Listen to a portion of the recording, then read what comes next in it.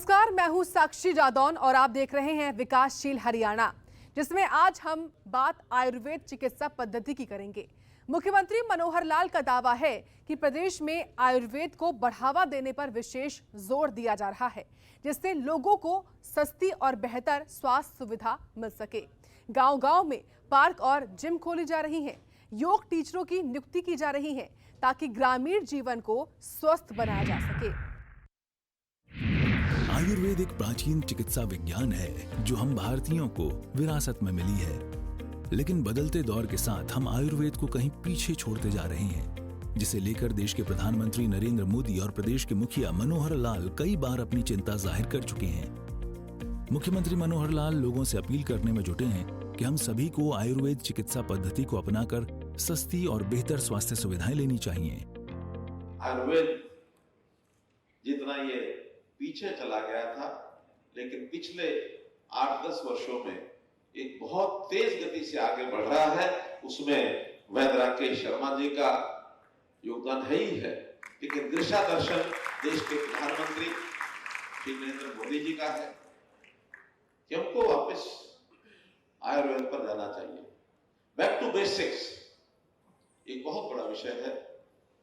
Basics में आयुर्वेद का बहुत बड़ा स्थान इस देश में रहा है। हम उस पर जाए, बहुत बड़े उसके लाभ हैं, बहुत महत्व है उसका। मुख्यमंत्री मनोहर लाल ने हमेशा इस बात पर जोर दिया है कि देश में आयुर्वेद को बढ़ावा देने में हरियाणा का अहम योगदान रहेगा। हाल ही में प्रदेश की राजधानी चंडीगढ़ में 3 दिवसीय आयुर्वेद पर्व मनाया गया था। इस मौके पर मनोहर लाल ने अपना अनुभव साझा करते हुए बताया कि कैसे आयुर्वेद से उन्हें लाभ मिला है। याद करना चाहूंगा आदरणीय स्वर्गीय वैद्य बृहस्पति देव जी को, त्रिगुणा जी को। इनके पूज्य पिताजी थे। मेरा उनसे बहुत पुराना संबंध रहा। 1984-85 से लगभग 38 वर्ष पहले मैं भी एक इलाज के लिए रोगी बनकर उनके पास गया था, और मुझे याद है कि जो मुझे थोड़ी समस्या हुई थी उन्होंने ठीक कर दी थी। निजामुद्दीन के पीछे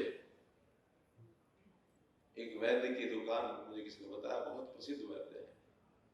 और जब वहां गया तो मुझे पता लगा कि मैं तो ऐसे ही सामान्य व्यक्ति को आ गया हूं, लेकिन कितने बड़े वैद्य हैं। उनका इलाज स्वयं उस समय के राष्ट्रपति, उस समय के उपराष्ट्रपति, उस समय के प्रधानमंत्री सब उनसे इलाज कराते थे।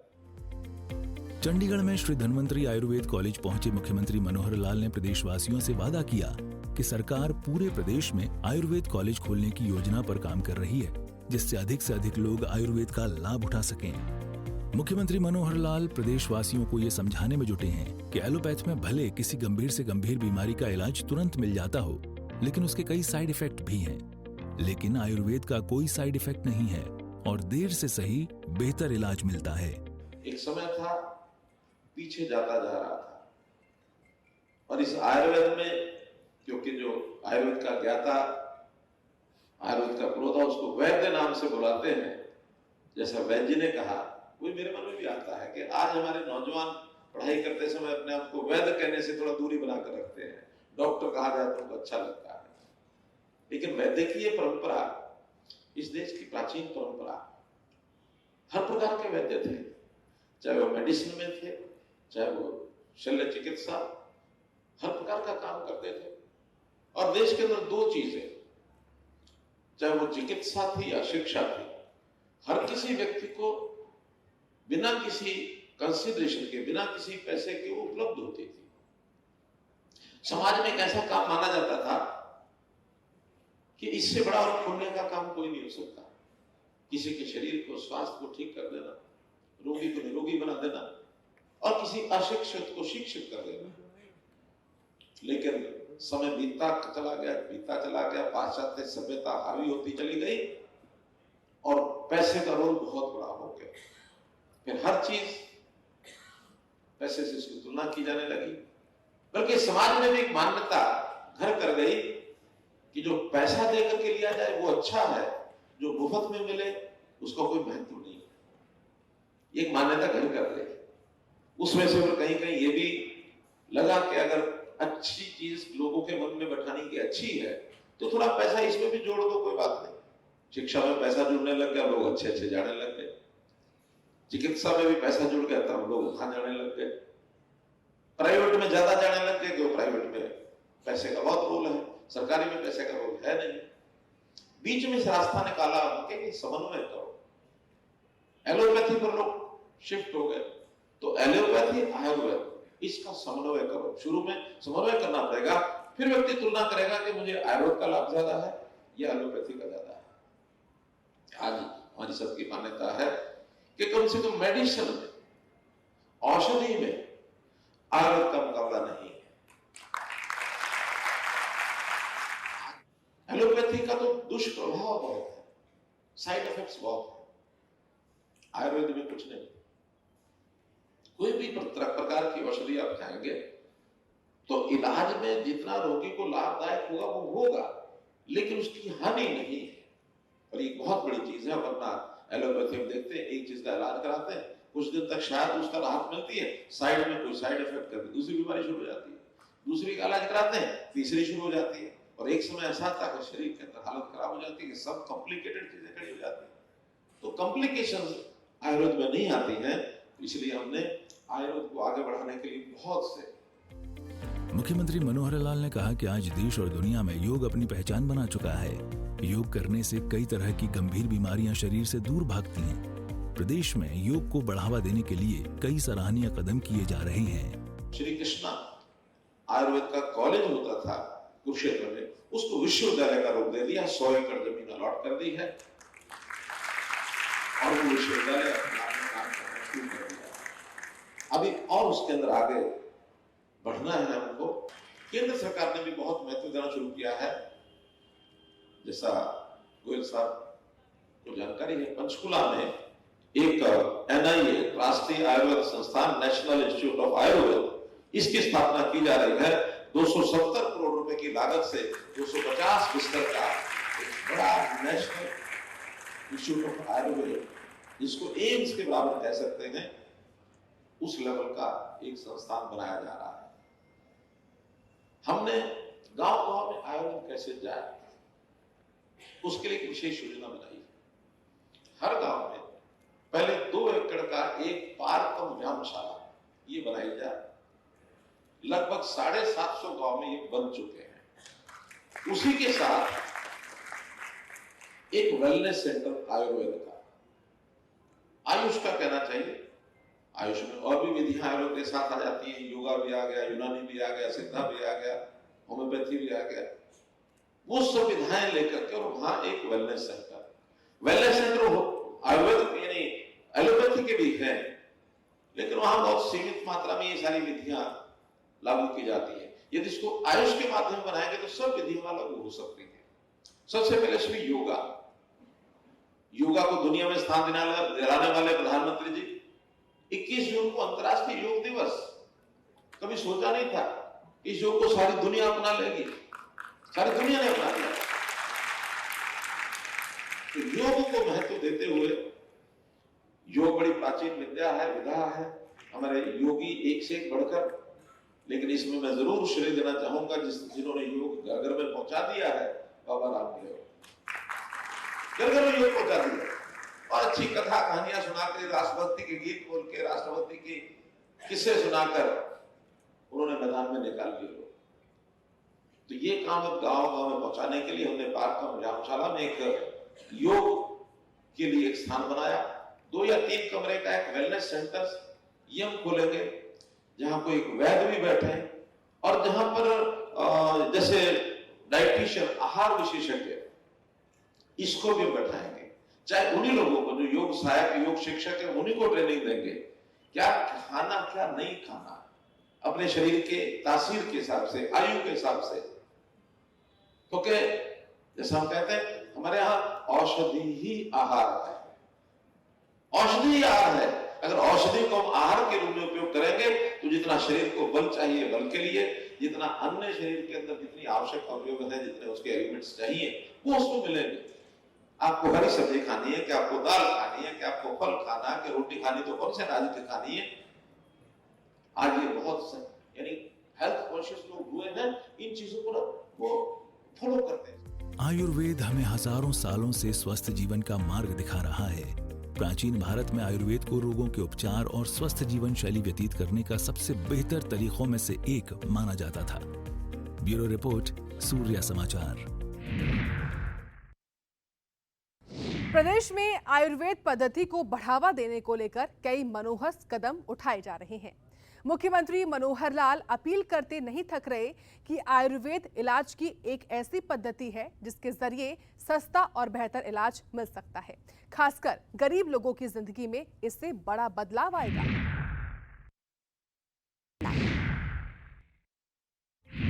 आयुष चिकित्सा पद्धति यानी आयुर्वेद, योग, यूनानी, सिद्धा और होम्योपैथिक इलाज, इसे लेकर हजारों सालों से हमारे पूर्वजों को भी कोई शक नहीं रहा है। बेहद कम खर्च में बड़ी से बड़ी बीमारी का इलाज आयुर्वेद से ही संभव है। इस पद्धति को अपनाकर असंख्य लोग बेहतर जीवन जी रहे हैं। प्रदेश के मुखिया सीएम मनोहर लाल आयुर्वेद के महत्व को समझाते हुए कहते हैं कि आयुर्वेद को बढ़ावा देने को लेकर कई कदम उठाए गए हैं। कुरुक्षेत्र में 100 एकड़ भूमि पर बने श्री कृष्णा आयुष कॉलेज को विश्वविद्यालय बना दिया गया है। आपको बता दें कि प्रदेश में आयुर्वेदिक कॉलेज तो बहुत हैं, लेकिन आयुष विश्वविद्यालय पहला होगा। इतना ही नहीं, यहाँ आपको जानकर खुशी होगी, पूरे विश्व में इस तरह का ये पहला विश्वविद्यालय होगा जिसे हरियाणा सरकार की पहल से शुरू किया गया है। इसकी शुरुआत से न केवल इलाज की पुरानी पद्धति को बढ़ावा मिलेगा, बल्कि हरियाणा के युवाओं का भविष्य भी बेहतर होगा। यहाँ अध्ययन करने वाले छात्र सरकारी सेवाओं में भी आसानी से जा सकते हैं। साथी आयुर्वेद के विद्या ले रहे हैं यहाँ इस कॉलेज में, चाहे वो स्नातक है या स्नातकोत्तर है, इन सब का भविष्य बहुत अच्छा है। बहुत अच्छा भविष्य है आप लोगों का कि आप एक बार आगे बढ़ेंगे। आगे आने वाला कल वो आयुर्वेद का ही है। आयुर्वेद के नाते से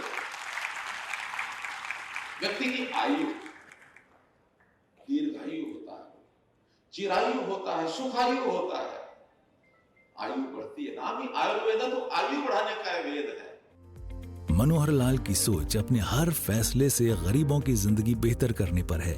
चिरायु योजना से गरीब परिवारों को इलाज के खर्च से मुक्ति दिला दी गई है। मनोहर लाल ने कहा कि कई बार गरीब परिवार इलाज का भारी भरकम खर्च नहीं उठा पाता है, जिससे या तो जान चली जाती थी या फिर मकान, जमीन गिरवी रखने की नौबत आ जाती थी। लेकिन अब चिरायु योजना ने गरीबों की इस चिंता को हमेशा के लिए खत्म कर दिया है। तो ये नामों से कई योजनाएं शुरू कर दी है।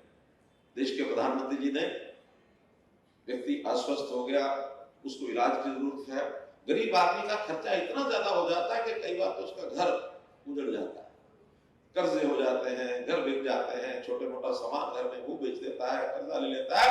5 लाख रुपया हर गरीब परिवार के लिए स्वास्थ्य बीमा मुफ्त में दे दिया है। बहुत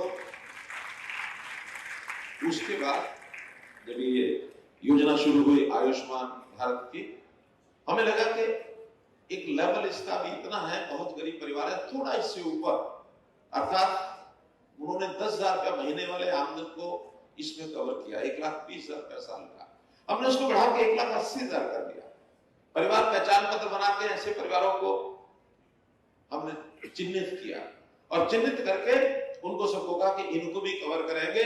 उसमें सरकारी हरियाणा भारत सरकार के 15.5 लाख परिवार थे हरियाणा में, हमने उनको बढ़ा करके 29 लाख कर दिया, 13.5 लाख परिवार और जोड़ दिए। उसका खर्च हरियाणा सरकार करेगी। फिर कुछ लोगों का कि नहीं और बढ़ना चाहिए आगे, हमने एक योजना और बना दी कि इसमें प्रीमियम लेती है कंपनियां इलाज के लिए, लगभग 3,000 रुपया पर हेड का खर्चा आता है। हमने कहा 1,80 से लेके 3 लाख सरकार जिसकी सालाना इनकम है, ऐसे 8 लाख परिवार, इनको आधा प्रीमियम 1,500 रुपया साल का 5 लाख रुपए की सुविधा उनको भी दे दी है। तो ऐसे हमारे यहाँ 37-38 लाख परिवार इस योजना में कवर हो गए हैं। मोर देन 50%, 54% है। हमारी 70 लाख की परिवारों की संख्या है, तो उसमें 37 लाख परिवार इसमें हमने जोड़ दिए, ताकि किसी को स्वास्थ्य के नाते घर से पैसा कम से कम 5 लाख रुपए तक तो ना लगाना पड़े। इससे ज्यादा कोई इक्का दुक्का परिवार होंगे, उनकी सहायता करने को अलग से की जा सकती है। इसका नाम भी हमने चिरायु योजना रखा है। गरीबों के स्वास्थ्य के प्रति चिंतित मनोहर लाल ने निरोगी हरियाणा की शुरुआत की है, जिसके जरिए गरीब परिवारों के सदस्यों का शारीरिक टेस्ट करवाया जा रहा है। ताकि किसी बीमारी से पहले उसका इलाज मिल सके। एक योजना हमने बनाई है कि हर स्वस्थ व्यक्ति का भी साल में 1.5 साल में एक बार उसके सारे जो शारीरिक फिजिकल टेस्ट हैं, मेडिकल टेस्ट सब कराते ही हैं जाके अपने अपने लैब में। जब भी कोई डॉक्टर कहता तब हमने कहा डॉक्टर के कहने पर क्यों, आखिर गरीब परिवार को उसके हर सदस्य का 1.5 साल में एक बार, मैक्सिमम 2 साल में जितनी बार मतलब उसकी टर्न आएगी तो 2 साल बाद भी आएगी, इनके सबके टेस्ट फ्री ऑफ कॉस्ट ये हम कराएंगे। निरोगी हरियाणा इसका नाम रखा कि रोग प्रारंभ हुआ तो पता लगना चाहिए तुरंत। अगर एक बार पता नहीं लगा, लापरवाही हो गई तो बीमारी बढ़ते बढ़ते कोई ऐसा स्वरूप ले ले जब नो रिटर्न की अगर बात आ गई तो फिर व्यक्ति को कोई फायदा नहीं है टेस्ट कराने का। क्रॉनिक डिजीज कई बार बन जाती है, प्रारंभ ही पता लग जाए। बहुत से बच्चों को छोटी छोटी बीमारियां शुरू में पता नहीं लगता, और हमारे इस टेस्टिंग में से बहुत ऐसे निकल के आ रहे हैं केस जिसमें प्रारंभिक बीमारियां वहीं पर पता लग जाती है। तो ये काम भी हमने यानी गरीब परिवारों के लिए शुरू कर दिया है। अब लगभग इसमें 4 लाख लोगों तक तो टेस्ट हो चुके हैं, लेकिन संख्या मैंने 1.25 करोड़ की है। हम इसमें आगे योजना बढ़ा रहे हैं। प्राइवेट लैब्स, प्राइवेट ऐसी संस्थाएं भी बहुत काम करती हैं, और जो प्राइवेट हॉस्पिटल है उनको भी एम्पैनल करके और इस विषय को हम आगे बढ़ाएं। आज देश की बड़ी आबादी अपनी स्वास्थ्य संबंधी समस्याओं से परेशान है। ऐसे में आयुष पद्धति उनके लिए वरदान साबित होगी। दरअसल आयुर्वेद का मतलब ही होता है आयु बढ़ाने की विधा। इसके लिए आचार्यों ने कई तरह के उपाय हजारों साल पहले बताए थे, जिसे आज भी लोगों को अपने जीवन में उतारने की जरूरत है। ब्यूरो रिपोर्ट, सूर्य समाचार।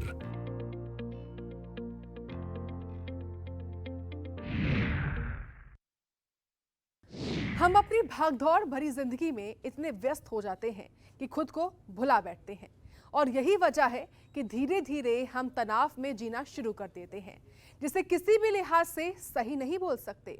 ऐसे में प्रधानमंत्री नरेंद्र मोदी की पहल के बाद योग को दुनिया में बढ़ावा दिया गया, और इसी राह पर हरियाणा के मुख्यमंत्री मनोहर लाल भी हैं, जिन्होंने योग को बढ़ावा देने की दिशा में कई कारगर कदम उठाए हैं।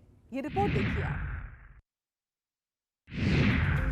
कहते हैं योग भगाए रोग, और यही वो वजह है कि योग हम सबकी दिनचर्या में शामिल होना चाहिए।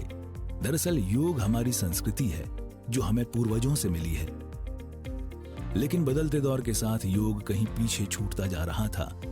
लेकिन योग के महत्व को समझते हुए प्रधानमंत्री नरेंद्र मोदी की पहल पर दुनिया ने योग को अपनाया है। साथियों, दुनिया के लोगों के लिए योग आज हमारे लिए केवल पार्ट ऑफ लाइफ नहीं है।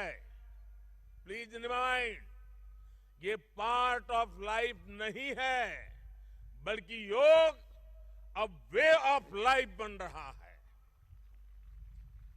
हमारा दिन योग के साथ शुरू हो, इससे बेहतर शुरुआत क्या हो सकती है।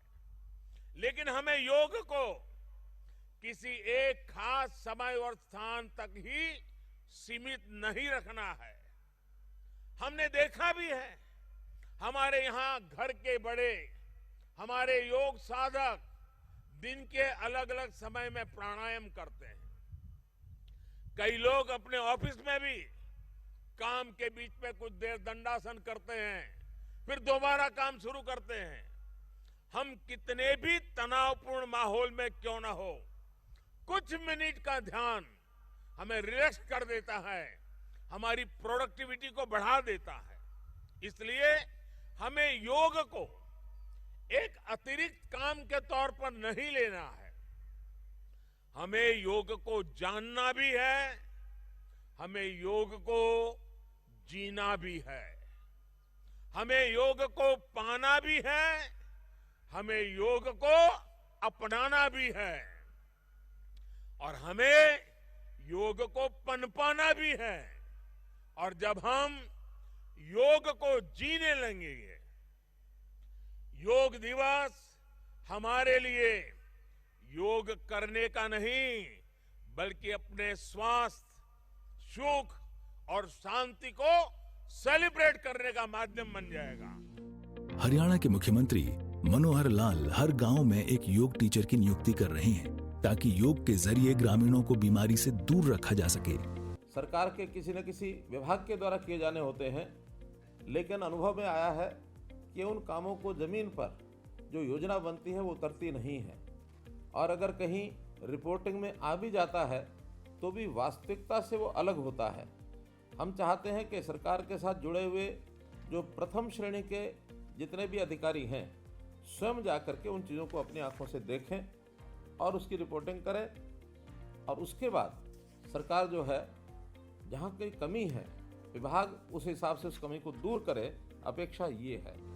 बता दें कि पहले फेज में करीब 1000 गांवों में पार्क के साथ व्यायामशाला खोली गई है। मुख्यमंत्री मनोहर लाल ने कहा कि इन पार्कों का रखरखाव भी बेहद जरूरी है और इसके लिए गांवों के वरिष्ठ लोगों की टीम बननी चाहिए ताकि पार्क का संचालन ठीक ढंग से हो सके।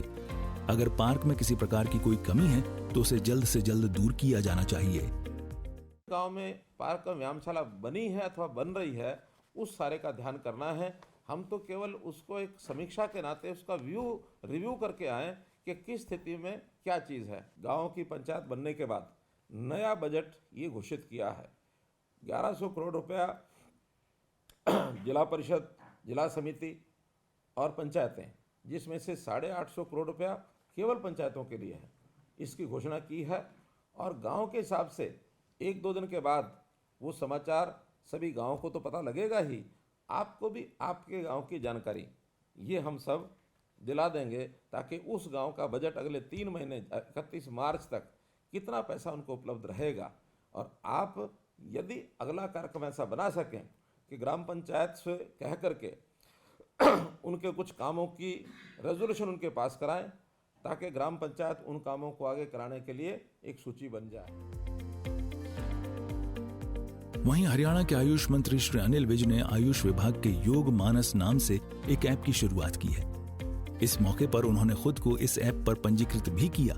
अनिल विज ने कहा कि योग विद्या को बढ़ावा देने के लिए इस ऐप को लॉन्च किया गया है। आयुर्वेदा हिंदुस्तान में is a way of life. हमारे घर में जो खाना बनता है उसमें जो मसाले डाले जाते हैं वो आयुर्वेदिक मेडिसिन हैं, और उसका हमें पता नहीं था, वो टेस्ट के लिए नहीं डाले जाते हैं। दे आर आयुर्वेदिक मेडिसिन जिन्होंने हमें आज तक जिंदा रखा, और शायद अगर हम वो आयुर्वेदिक मसाले ना खा रहे होते तो शायद हमारी सारी रेस पर खतरा पैदा हो सकता था। दरअसल अगर हम नियमित रूप से योग करते हैं तो असाध्य रोगों से भी मुक्ति पा सकते हैं, लेकिन जहाँ तक तनाव को दूर करने की बात है तो उसके लिए शवासन, सुखासन, बालासन आदि से हम तनाव को कम कर सकते हैं। दरअसल हम सभी जानते हैं कि हमारे जीवन की किसी भी अवस्था में योग हमारे लिए बेहद जरूरी है। अगर बचपन से ही हमारी मानसिकता मजबूत होगी तभी युवावस्था की गड़बड़ियों से बचकर हम वृद्धावस्था में खुद को स्वस्थ देख पाएंगे। आधुनिकता के इस दौर में हमारे शरीर में कई प्रकार की बीमारियां घर कर रही हैं, जिसे दूर करने को लेकर मनोहर सरकार का मानना है कि योग इंसान के जीवन में एक संजीवनी का काम करता है। योग हजारों साल पुरानी भारतीय पद्धति है जिसका लोहा आज पूरी दुनिया में माना जाता है। 27 सितंबर 2014 को पीएम मोदी ने संयुक्त राष्ट्र महासभा में योग के बारे में दुनिया को बताया था, और इसके महत्व को समझते हुए संयुक्त राष्ट्र महासभा ने 11 दिसंबर 2014 को पीएम मोदी के इस प्रस्ताव को हरी झंडी दे दी, और तभी से हर साल पूरे विश्व में 21 जून को अंतर्राष्ट्रीय योग दिवस मनाया जाता है। तो आपने देखा कि आयुष पद्धति को बढ़ावा देने को लेकर हरियाणा की मनोहर सरकार की ओर से कितने कारगर कदम उठाए गए हैं, जिसका आज हर वर्ग के लोगों को लाभ मिल रहा है। इस कार्यक्रम के जरिए आपसे भी हमारी गुजारिश है कि योग को अपने जीवन में जरूर अपनाएं ताकि बीमारियों के घेरे से आप दूर रह सकें। आयुष पद्धति पर हमारे साथ फिलहाल के लिए इतना ही। मुझे दीजिए इजाजत। नमस्कार।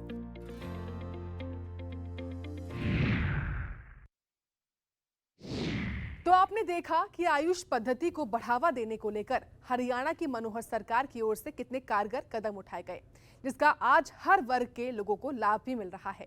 इस कार्यक्रम के जरिए हमारी भी आपसे यही गुजारिश है कि योग को अपने जीवन में जरूर अपनाएं ताकि बीमारियों के घेरे से आप दूर रह सकें। आयुष पद्धति पर हमारे साथ फिलहाल के लिए इतना ही। मुझे दीजिए इजाजत। नमस्कार।